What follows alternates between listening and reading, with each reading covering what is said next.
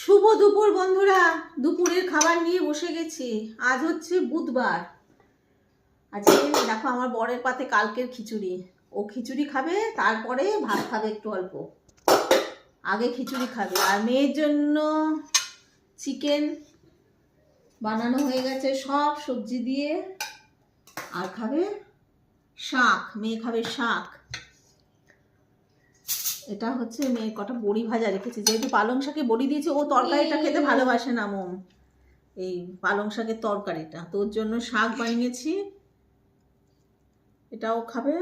আর বড়ি ভাজা, আর ওর এটা আর আমার বরের ডিম ভাজা, খিচুড়ি, পালং শাকের তরকারি আছে, আর তোমার তরকারি আছে। আমার জন্য আমোদি মাছ ভাজা, এটা আমার ফেভারিট। আজকে শুধু শুধু গরম গরম মাছ ভাজা দিয়ে ভাত খেতে ইচ্ছে করলো, তো সেই জন্য। আর কাঁচা লঙ্কা সাথে নিয়ে নিয়েছি দেখো। তো এই দিয়ে আমি খাবো আজকে। এই শাকটা আমি আর খাবো না, এই শাকটা খাবো আর আমুদি মাছ ভাজা খাবো, ব্যাস।